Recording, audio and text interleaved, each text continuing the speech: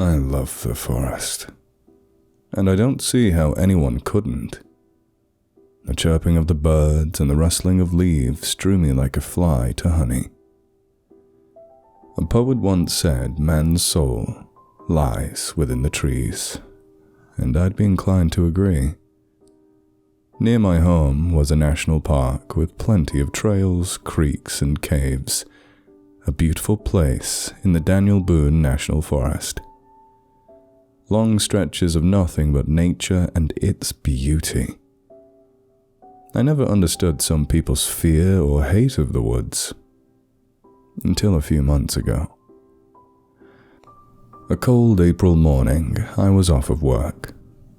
For the first time in my busy life of the past few weeks, I didn't have to commute to Louisville. I could stay in my small town and enjoy the bachelor life as best as I could. I went out onto the trail that morning, athletic shorts and a t-shirt, embracing the cold air rather than being opposed to it. I set out on the paved gravel trail from the parking lot, up past the yellow upon brown sign welcoming you to the National Forest. The parking lot behind me was pretty empty that morning. 1 or 2 cars on the far side of the park ranger's Crown Vic. The ranger sitting on his hood and enjoying a cup of joe.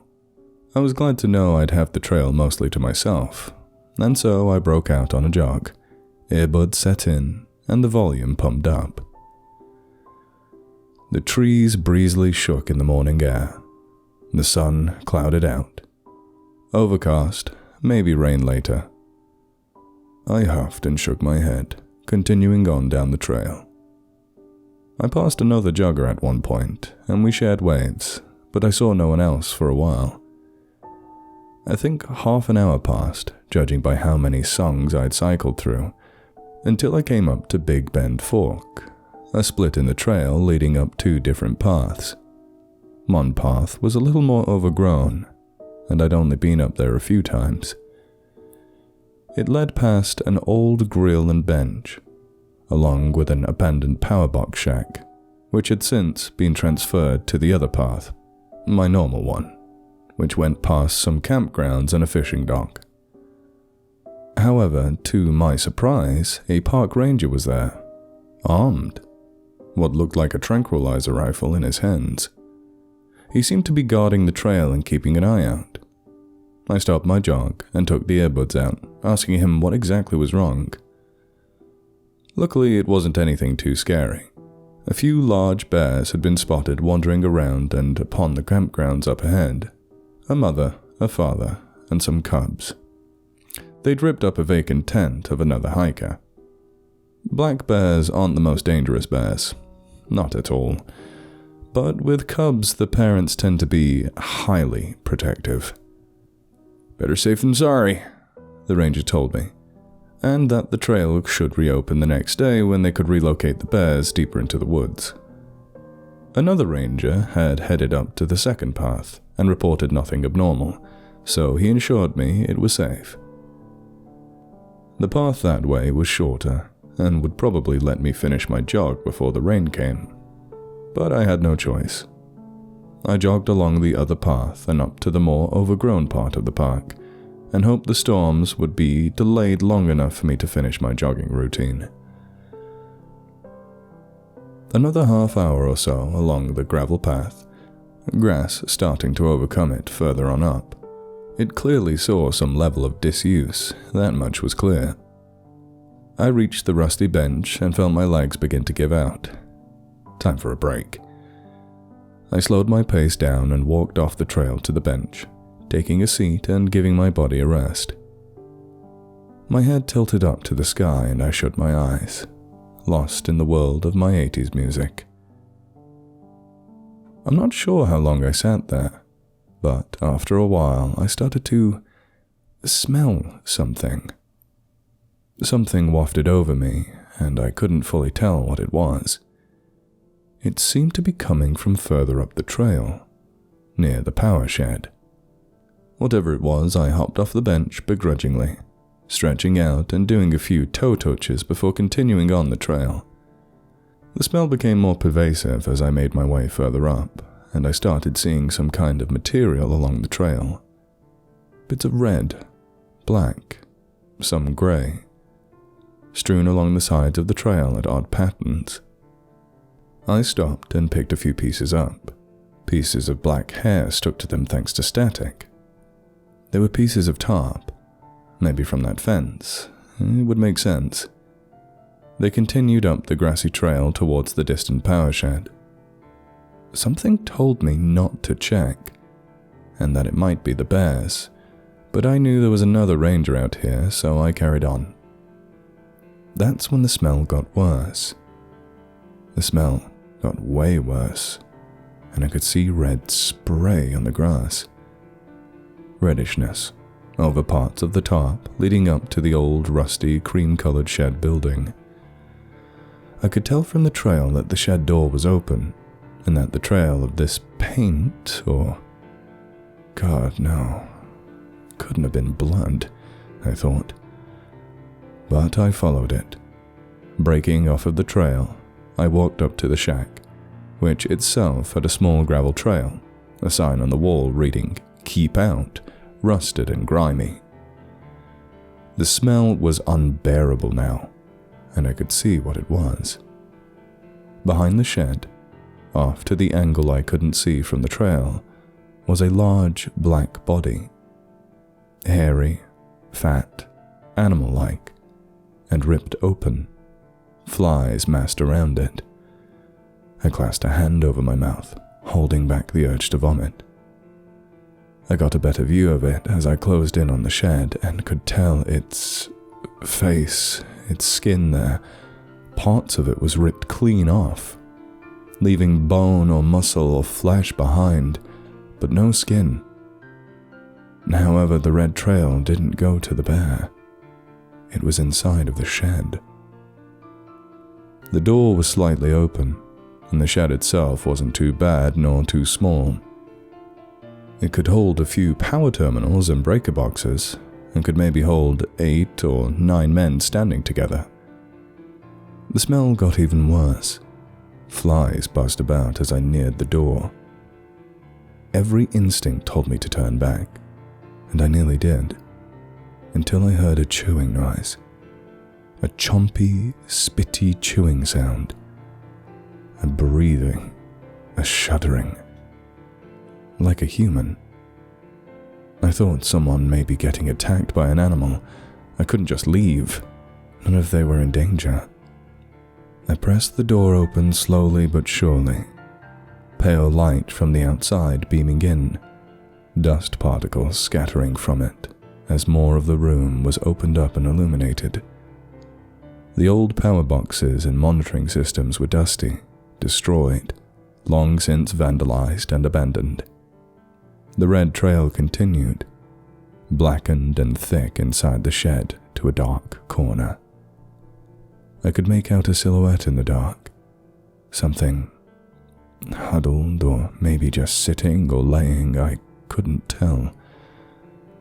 My hand remained over my mouth, the smell absolutely unbearable by now, but I pushed the door further open. The sound of chewing stopped, and as the wave of light rushed over from the open door, I wished it hadn't. A man, but not a man. A humanoid maybe sat there. His palms were bloody and bony, bare claws shoved into his fingers where the nails seemingly had been ripped off. His body was pale and patchy with thick hair that seemed to be fur. Some grey and falling out, some black and fresh. As I looked over his, or its, full body, I noticed then what gives me chills to this day. The bear's face was badly plastered over his own skull. His eyes pale and features gaunt, bits and pieces of the mutilated bear attached to his own body. His nose ripped off and left with a poorly fitting black one of the bear I'd seen outside. Further in the corner behind him, the unmistakable off-violet uniform of a Kentucky Park Ranger. His legs, or what was left of them, stuck out, his chest completely torn open and his entrails hanging from the thing's fingers. A look of terror and shock was solidified on his half-eaten face. The thing stared at me, head tilted in curiosity. I was absolutely silent, as was it, like we were locked into some kind of strange staring contest, like it was looking upon me with the same shock and awe I had looked upon it with. Then it smiled. A toothy, bloody grin, its mottled yellow teeth jagged and barely fitting together. My blood went cold, and I couldn't move. I couldn't speak. But a sudden lightning strike and a rumble of thunder from the coming storm broke the silence, and it startled me. I couldn't help but scream, losing my cool in that moment. The creature didn't like that. He didn't like that at all. Maybe he perceived me as a threat, or as prey, but it let out a howl, an unnatural howl, and it lunged off the floor. I was startled, but I've been running and jogging since middle school, and as soon as it started moving, I took off in a sprint down the trail back the way I came, away from the shed, away from whatever the hell that was chasing me. But it screamed like a banshee and ran like one too. I could hear its footsteps right behind me, its bestial, primordial grunts and screams as it pursued me. I lost all track of time as I ran, all sense of being. Adrenaline rushed through me, and I was on autopilot. I sprinted for what seemed like an eternity until I nearly reached the Big Bend Fork.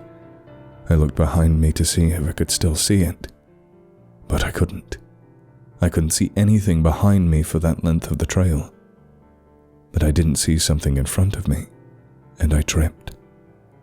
I fell on something hard but soft, fleshy and squishy, and immediately felt very warm all across the front of my body and my face, warm and uncomfortably slick. I struggled to stand, but my hands only met something squishy, a mass of wetness and disgusting slimy surfaces. I sat up from whatever it was and could only see red. I wiped my eyes clean and then discovered I'd fallen onto the corpse of the park ranger. On his back, his face ripped to absolute shreds, his abdomen torn half open, and his torso half ripped off. I screamed louder than I ever had in my entire life and scrambled up to my feet, standing over his mutilated corpse, until I heard that familiar banshee cry from behind me. I looked over my shoulder and that smell hit me again, the smell of this creature. I then remembered. The rifle, I said, thinking out loud and looking to the ground. Sure enough, the bloody rifle of the park ranger lay just off of the trail. I grabbed it and checked it. It was loaded, and it was an actual gun, not just some tranquilizing tool like I'd initially thought. Low caliber, but good enough for me. I couldn't check if it was loaded or if the safety was on, but I aimed it up the trail, just as the beast of a man was gaining distance on me. It looked more horrific in the open light, and I could see every vein, every patch of mottled and rotted flesh, the blood streaming from where it had attached the mutilated bare parts. I shut my eyes, expecting death to be coming, but I pulled the trigger. A loud crack resonated throughout the forest. I don't know if I hit the thing or not, but I heard a howl and then the rustling of leaves. I opened my eyes after a moment and looked ahead. It was gone. Nothing besides me, behind me, or in front of me. The rustling of bushes got quiet until there was absolute silence. Me with this rifle standing above a dead man. Utter silence. I stood there like a statue, rifle still aimed, finger on the trigger, and I waited. I thought it had ambushed me. I thought it was waiting for me. But another rumble of thunder woke me from this frozen position. Droplets, then a sprinkle of rain began to fall, and without any further consideration of the situation, I took back off running down the trail. Minutes seemed like an eternity, and my body slowly gave out from the sprint. I couldn't push myself any longer, and soon I came in sight of the parking lot through the trees. I mustered up my best jog to safety, down the trail and out to the pavement. But then I noticed it was no longer empty. 3 Ranger cruisers were parked in a wall-like fashion against the trail. I was panting, my vision blurry as my body continued to recoil from the fierce push I'd put myself through. But I remember seeing the men behind the cars, black and white cars. Weapons aimed at me. Were they police? Rangers? Had someone called them here? I didn't know. I couldn't think. "Drop it!" was the last clear phrase I heard before I collapsed to the pavement. The patter of rain on my blood-soaked clothing, the final thing I heard before it all faded away. I blacked out entirely. I didn't sleep well nor feel well, even when they let me out of the hospital I woke up in, because all that awaited me was a ride in the back of a state police truck to the local detention center. Details were fuzzy and it seemed like a blur, but the looks I got from some of the cops told me all I needed to know. I appeared in court not long after. 2 counts of first-degree murder of 2 Kentucky Park Rangers. They never found the bodies of the mangled bear nor the ranger in the shed, but with my clothes caked in blood and a carrion-spattered weapon in my hand, I was the only possible suspect to them. With the huge amount of blood found in the shed and the 1 dead ranger left on the trail, I was to blame. I tried to plead my story, I wanted to, but even running it in my head sounded ridiculous. What? That a bear man had killed both men and I was only out for a jog? That my DNA was on the corpse of one and his blood was on me because I tripped and fell on him? An idiot might believe that, but sadly for me, the justice system wasn't as dumb as some people say it is. It's been 8 months since I was placed in this prison. 8 months since I've had to wear this jumpsuit. Crap in an open toilet. Shower in a public shower.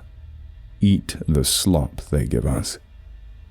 8 months because of my curiosity and my love of jogging. They're still doing tests and trying to determine every possible factor. Their search across the forest turned up no signs of the dead ranger. No other body to prove the case that I had nothing to do with the deaths of these men. Hell, they thought I was potentially insane, with the trauma I had that day showing through, and my story of a monstrous bear man being the murderer.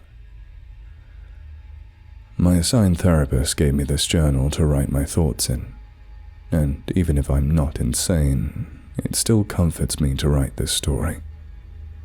It comforts me to know that maybe, just maybe, I'll be proven innocent, and I'll get to be out of this place and back to my normal life.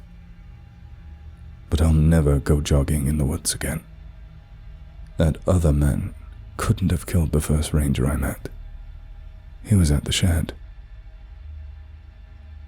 There are multiple things out there in those woods. Old things that maybe not even Appalachian folklore speaks of.